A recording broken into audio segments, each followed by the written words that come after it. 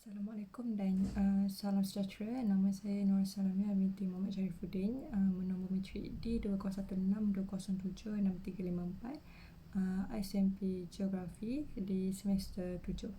Saya akan menjelaskan mengenai kaedah-kaedah holistik dalam pengajaran bacaan. Pendekatan holistik ini diperkenalkan dalam pengajaran bacaan kerana penulis mendapati bahawa masyarakat Malaysia mempunyai kadar membaca yang tinggi, namun mereka masih tidak mempunyai minat membaca yang menggalakkan.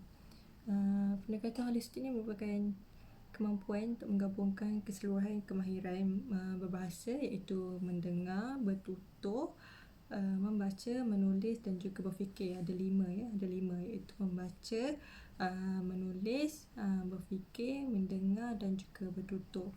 Kecuali bagi mereka yang mempunyai masalah kecacatan kekal pendengaran dan juga pertuturan. Kemahiran tersebut perlu dilakukan secara serentak dan tidak boleh diajar secara berasingan ataupun dalam tajuk-tajuk yang lain lah, kerana kemahiran tersebut dibina untuk membantu antara satu sama lain.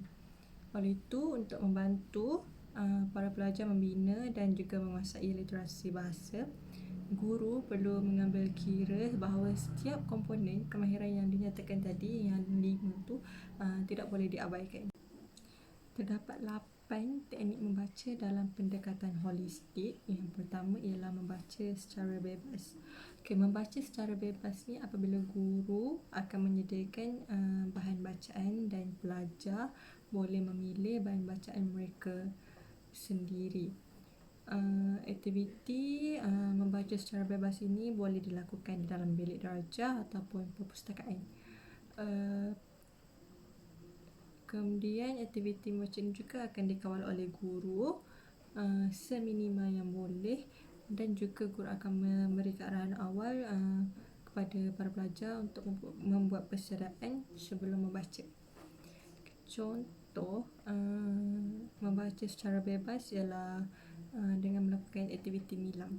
Setiap sekolah akan mengadakan aktiviti nilam untuk semua pelajar untuk menggalakkan pelajar untuk membaca dengan lebih kerap, di mana pelajar akan membaca bahan bacaan yang telah disediakan dalam perpustakaan dan akan membuat rumusan berdasarkan bahan bacaan yang telah dipilih.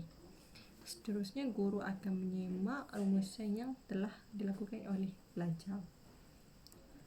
Yang seterusnya ialah menelaah. Menelaah ni apabila pelajar membuat telahan tentang apa yang mereka fikirkan akan berlaku atau apa yang akan mereka pelajari dalam bahagian lain. Contohnya, mereka perlu bincangkan sama ada mereka perlu meletakkan telahan tersebut atau mengubah semula telahan yang telah dilakukan. Pola telahan ni berterusan sehingga keseluruhan bahan bacaan selesai dibaca.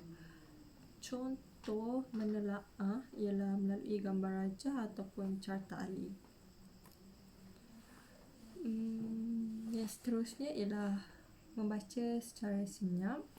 Teknik membaca secara senyap ni merupakan teknik yang sering digunakan oleh pelajar di setiap khususnya untuk peringkat sekolah menengah, di mana pelajar akan membaca bahagian yang sama dengan senyap.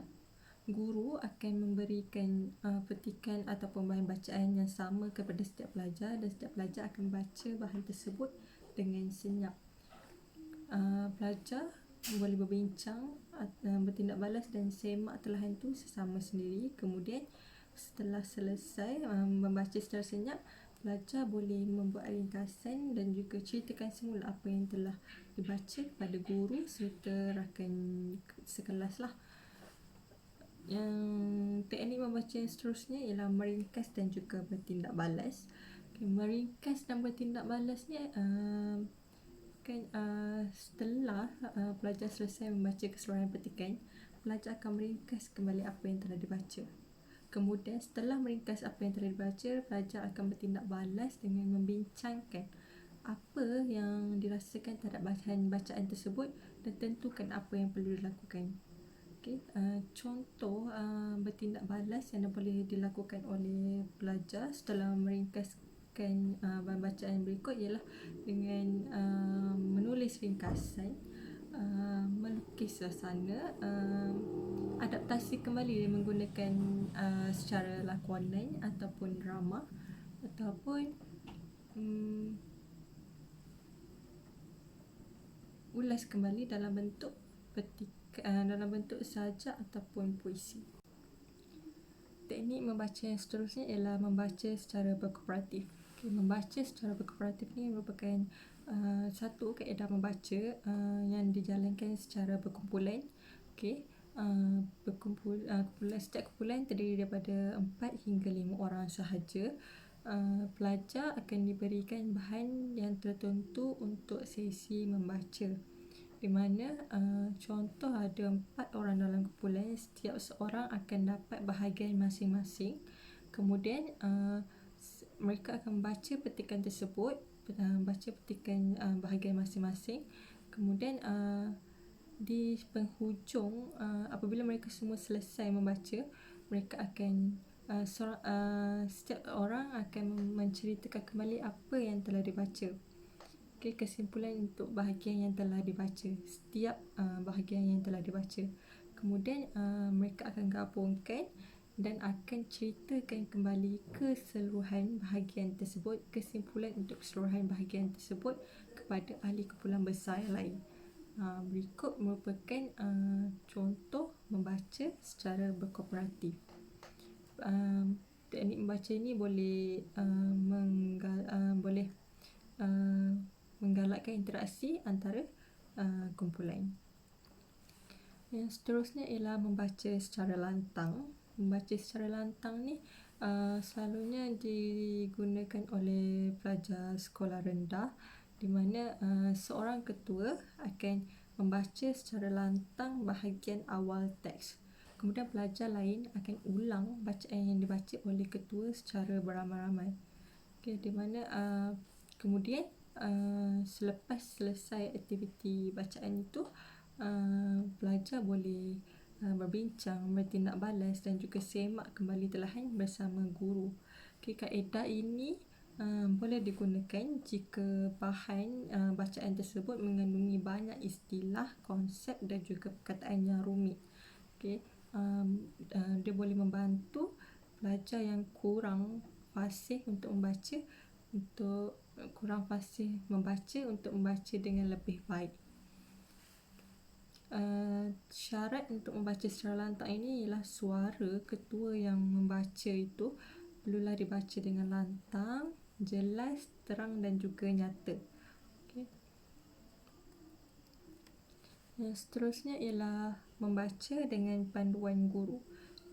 Guru akan memberikan panduan untuk mengarahkan pelajar menerusi pembacaan senyap terhadap sesuatu bahan dengan bertanya soalan. Semasa aktiviti membaca dijalankan, guru berperanan untuk memberikan soalan kepada pelajar. Guru juga boleh membantu pelajar untuk bina soalan berdasarkan bahan bacaan yang telah diberikan, dan juga guru juga boleh membuat telahan terhadap bahagian-bahagian yang telah dibaca. Membaca dengan panduan guru ni semestinya sangat membantu untuk para pelajar memahami teks berikut dengan lebih jelas. Seterusnya ialah berkongsi membaca. Berkongsi membaca ni apabila guru yang membaca lantang satu cerita dan ajak murid membaca bersama-sama. Di mana cerita tu akan diulang beberapa kali dan murid akan diberi peluang untuk bertindak balas. Contohnya bertindak balas melalui soalan, ataupun melalui ringkasan, ataupun melalui aktiviti lakonan, drama. Banyak lagi aktiviti menarik yang boleh dilakukan dengan melalui teknik berkongsi membaca ini, semestinya di bawah panduan guru kelas. Teknik membaca yang terakhir ialah kombinasi kaedah-kaedah membaca. Kombinasi kaedah-kaedah membaca ni merupakan kombinasi daripada kaedah-kaedah yang saya jelaskan tadi, iaitu membaca senyap, menelaah, membaca bebas, berkongsi membaca, membaca dengan panduan guru, membaca lantang, membaca secara kooperatif, meringkas dan bertindak balas. Itu Bergabungan daripada kesemua kaedah-kaedah membaca tadi itulah. Guru boleh gabungkan teknik-teknik tadi dalam satu masa. Kaedah-kaedah tadi tu guru boleh gunakan dalam satu masa. Kaedah dan teknik membaca tersebut boleh membantu pelajar di pelbagai peringkat. Di mana kadang-kadang kaedah ni boleh juga digabungkan dalam pengajaran. Dengan gabungan awal, dengan gabungan kaedah ini, guru boleh memberikan bantuan asas pada peringkat awal. Seterusnya boleh membantu pelajar dibantu dengan rakan-rakan yang lain. Dan pada peringkat akhir, pelajar boleh membaca sendiri tanpa bantuan sesiapa. Kesimpulannya, pendekatan holistik ni menitik beratkan keupayaan pelajar dalam menguasai kemahiran literasi secara bersepadu. Jadi perancangan yang baik dan juga dalam melaksanakan pengajaran bahasa Melayu yang bersepadu ini amat perlu agar keterampilan belajar mata pelajaran ini dapat digunakan dalam pelbagai suasana, sama ada di dalam ataupun di luar institusi pendidikan. Sekian, terima kasih.